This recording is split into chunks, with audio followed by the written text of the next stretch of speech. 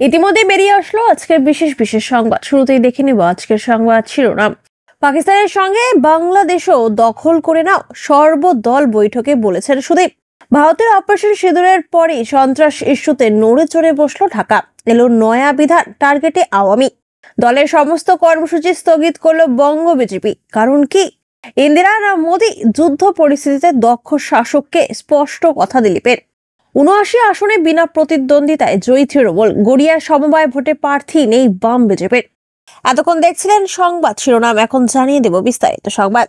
25 মিনিটের অপারেশন সিঁদুর আর এই অভিযানে ধ্বংস করা হয়েছে একাধিক জঙ্গি ঘাঁটি, নিকেশ করা হয়েছে 100-র বেশি জঙ্গিকে। বৃহস্পতিবার ঢাকা সর্বদলীয় বৈঠকে বলেছেন প্রতিরক্ষা মন্ত্রী রাজনাথ সিং। আর এবার সর্বদল বৈঠক নিয়ে মুখ খুললেন তৃণমূল সাংসদ সুদীপ বন্দ্যোপাধ্যায়। বৈঠকে তৃণমূলের তরফে কি জানানো হয়েছে সে কথাও বললেন তিনি। সূত্রের খবর, এদিন তৃণমূল সাংসদ জানিয়েছেন তিনি সংশ্লিষ্ট বৈঠকে বলেছেন, সর্বদল বৈঠকে বলেছি পাকিস্তান দখল করে নাও, সঙ্গে বাংলাদেশও দখল করে নাও। পহেলগাঁওয়ে জঙ্গি হামলা জবাব দিয়ে বুধবার মধ্যরাতে পাকিস্তান ও পাক অধিকৃত কাশ্মীরের 9টি জায়গায় আঘাত হানে ভারতীয় সেনা। মধ্যরাত্রে চলে অপারেশন সিঁদুর। 25 মিনিটের অভিযানে একাধিক জঙ্গি ঘাঁটি গুড়িয়ে দেওয়া হয়, তবে পাকিস্তান সেনার কোনো পরিকাঠামোয় আঘাত হানা হয়নি বলে সেনার তরফে সাংবাদিক বৈঠকে জানানো হয়। পাকিস্তানের কোনো সাধারণ নাগরিকের উপরও আঘাত হানা হয়নি। এদিন সর্বদলীয় বৈঠকে রাজনাথ জানান, পহেলগাঁওয়ে জঙ্গি হামলা জবাব দিয়েছে ভারতীয় সেনা। জঙ্গি ঘাঁটি যেমন গুড়িয়ে দিয়েছে, তেমনি 100-র বেশি জঙ্গিকে নিকেশ করা হয়েছে। এছাড়া রাজনাথ বলেন,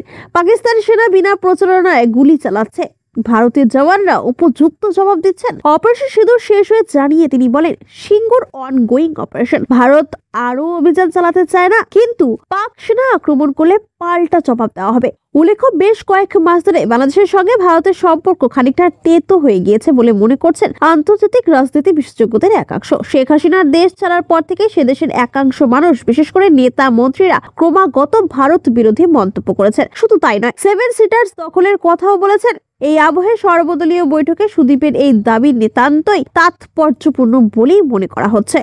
পহেলগাঁওতে গত 22 এপ্রিলের সন্ত্রাসী হামলার পর পাকিস্তানকে সদ্যমক্ষম জবাব দিয়েছে ভারত। 22 এপ্রিলের অভিশপ্ত দুপুরের পাল্টা জবাবে সদ্য 7 মের রাতে ভারত শুরু করে অপারেশন সিঁদুর। পাকিস্তানের বুকে তীব্র কাঁপুনি ধরিয়ে সেখানের একের পর এক জঙ্গি ঘাঁটি, বায়ু ঘাঁটি গুড়িয়ে দিয়েছে ভারতীয় সেনা। এরপরে সন্ত্রাস ইস্যুতে দেখা গেল বাংলাদেশ সরকারকে বড় পদক্ষেপ করতে। সেদেশে সন্ত্রাস ইস্যুতে এলো নয়া আইনি বিধান। সন্ত্রাস ইস্যুতে যখন পাকিস্তানকে যোগ্য দিয়ে দিল্লি সংঘর্ষ বিরোধীতে সম্মত হয়েছে, তখনই দক্ষিণ এশিয়ার আরো এক দেশ তথা ভারতের পূর্ব প্রান্তের প্রতিবেশী বাংলাদেশ সন্ত্রাস ইস্যুতে নিল পদক্ষেপ। বর্তমানে কূটনৈতিক আঙ্গিনায় পাকিস্তানের সঙ্গে বিশেষ সখ্যতায় থাকা বাংলাদেশের ইউনুস সরকার বাংলাদেশে সন্ত্রাস বিরোধী অধ্যাদেশ জারি করেছে। বাংলাদেশের সন্ত্রাসী কার্যক্রমে জড়িত ব্যক্তি বা সত্তার যাবতীয় কার্যক্রম নিষিদ্ধ করা নিয়ে এই নয়া বিধান এসেছে। এই নয়া আইন অনুযায়ী বাংলাদেশের কোনো ব্যক্তি বা সত্তা সন্ত্রাসী কাজের সঙ্গে জড়িত থাকলে সরকার প্রজ্ঞাপন দিয়ে ওই ব্যক্তিকে তফসিলে তালিকাভুক্ত করতে পারে বা সত্তাকে নিষিদ্ধ ঘোষণা করতে পারে। আগে বাংলাদেশে যে আইন ছিল তাতে সত্তার কার্যক্রম নিষিদ্ধ করার কথা বিধানে ছিল না। প্রসঙ্গত সন্ত্রাস নিয়ে হঠাৎই দেখা যায় বাংলাদেশের বুকে তোড়জোড়। অত্যন্ত মিডিয়া রিপোর্টের তথ্য তাই বলছে। বাংলাদেশের সংবাদ মাধ্যম প্রথম আলোর খবর অনুযায়ী রবিবারই ঢাকায় সে দেশের রাষ্ট্রীয় অতিথি ভবন যমুনায় মোহাম্মদ ইউনূসের সভাপতিত্বে আয়োজিত হয় হাই ভোল্টেজ উপদেষ্টা পরিষদের বৈঠক। বৈঠকে এই খসড়া অনুমোদনের পর রাতে অধ্যাদেশ জারি করে দেয় বাংলাদেশ। জারি হওয়া এই অধ্যাদেশ বলছে, সন্ত্রাসী কাজে সত্তার কার্যক্রম যেমন নিষিদ্ধ করা যাবে, তেমনি ওই সত্তা বা তার পক্ষে কিংবা সমর্থনে প্রেস বিবৃতির প্রকাশনা বা মুদ্রণ কিংবা গণমাধ্যম, অনলাইন সামাজিক যোগাযোগ মাধ্যম বা অন্য যে কোনো মাধ্যমে যে কোনো ধরনের প্রচারণা অথবা মিছিল, সভা সমাবেশ বা সংবাদ সম্মেলন আয়োজন বা জনসম্মুখে বক্তৃতা দেওয়া নিষিদ্ধ হবে। বেশ কিছু মিডিয়া রিপোর্ট বলছে, বাংলাদেশ সরকারের এই অধ্যাদেশ জারির ফলে আওয়ামী লীগ ব্যাক ফুটে যেতে পারে। কারণ আওয়ামী লীগের কার্যক্রম নিষিদ্ধ করার বিষয়ে সরকার যে সিদ্ধান্ত নিয়েছে, এই প্রেক্ষাপটে যে বিষয়ে যে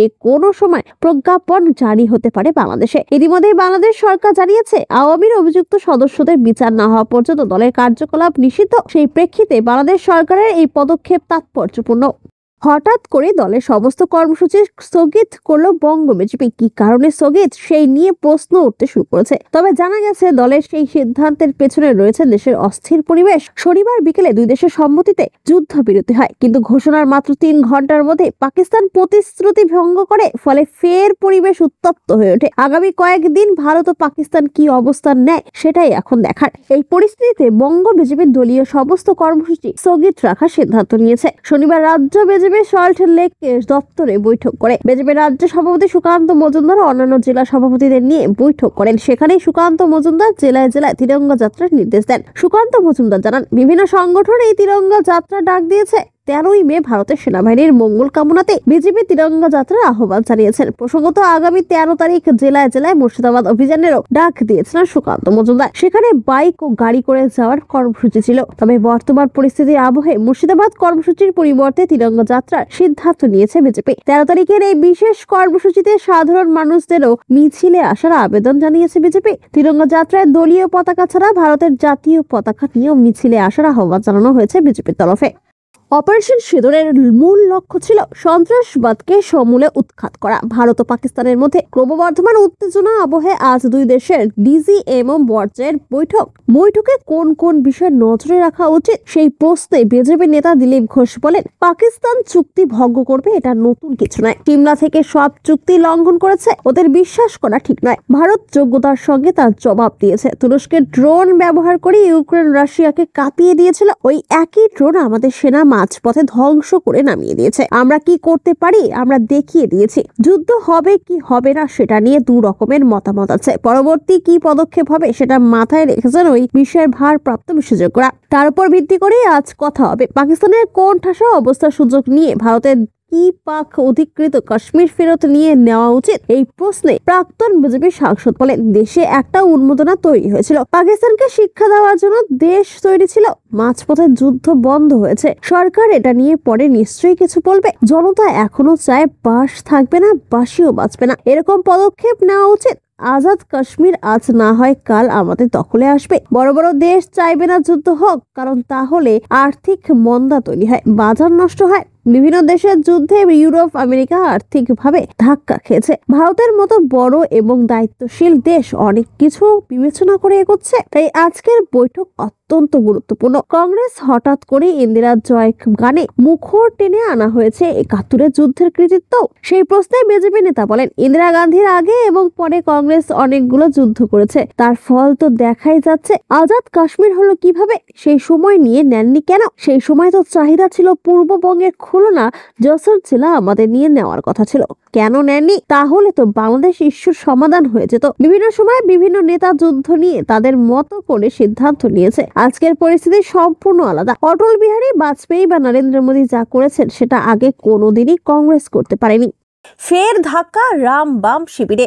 আবার খাস কলকাতা লাগোয়া গড়িয়ার ঢালুয়ায় সংহতি সমবায় নির্বাচনে 79 আসনের একটিতেও প্রার্থী দিতে পারল না বাম ও গেরুয়া শিবির। প্রায় 10 বছর পর রাজ্য সরকারের হস্তক্ষেপে স্বচ্ছ নির্বাচন হলেও জন্মলগ্ন থেকে সংহতি সমবায়ে ক্ষমতায় থাকা সিপিএম একটি আসনেও প্রার্থী দিতে পারেনি। উল্টো থেকে স্থানীয় বিধায়ক ফেরদৌস বেগমের নেতৃত্বে 79 আসনে সৎ ও পরিচ্ছন্ন ভাবমূর্তির প্রার্থীদের মনোনয়ন দেয় তৃণমূল কংগ্রেস। বিরোধীদের কেউ মনোনয়নপত্র জমা না দেওয়ায় রবিবার ভোটের দিনেই তৃণমূলের 79 জনকে বিনা প্রতিদ্বন্দ্বিতায় জয়ী ঘোষণা করে নির্বাচন পরিচালনা আধিকারিক। জয়ের পর সমবায়ের ভারপ্রাপ্ত অফিসাররা জয়ী প্রার্থীদের জানিয়েছেন, বিদায়ী বোর্ডের নাম নেতারা প্রায় 1 কোটি টাকার বেশি সংস্থা থেকে ঋণ নিয়ে বসে আছেন, কিন্তু বারবার তাগাদা দেওয়া সত্ত্বেও সেই বিপুল পরিমাণ টাকা ফেরত দিচ্ছেন না বলে অভিযোগ। গত মাসে এই গড়িয়ায় the Boral union cooperative bank limited সমবায় নির্বাচনে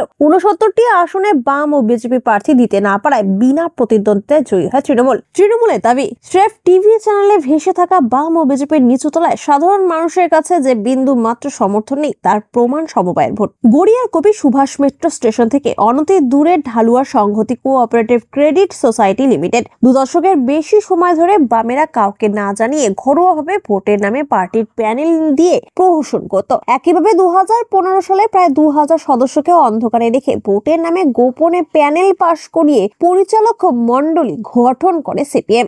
বামপন্থী এই পরিচালক মণ্ডলীর বিরুদ্ধে বহু অনিয়ম ও টাকা খরচের ক্ষেত্রে নানা অসঙ্গতি ধরা পড়েছে বলে অভিযোগ। 2020 সালে ওই পরিচালক মণ্ডলীর মেয়াদ শেষ হলেও নির্বাচন হয়নি। এবার 2025 সালের 22শে মার্চ নির্বাচন ঘোষণা হয়। গত 24শে এপ্রিল থেকে 27শে এপ্রিল মনোনয়ন জমা দেওয়ার শেষ দিন ছিল। গোপনে রাম বাম বোঝাপড়া করেও সোনারপুর উত্তরেও তৃণমূলের শক্তিশালী সংগঠনের বিরুদ্ধে লড়াইয়ে নামার জন্য কোনো সদস্যকে রাজি করাতে পারেনি। স্বভাবতই পরিচালক মণ্ডলীর নির্বাচনে 79টি আসনে বিনা প্রতিদ্বন্দ্বিতায় জয়ী হয় তৃণমূল কংগ্রেস। রাজপুর সোনারপুর পুরসভার চেয়ারম্যান কাউন্সিলর নজরুল আলী মণ্ডলের নেতৃত্বে বিজয়ী প্রার্থীরা এদিন জয়ের সার্টিফিকেট দেন।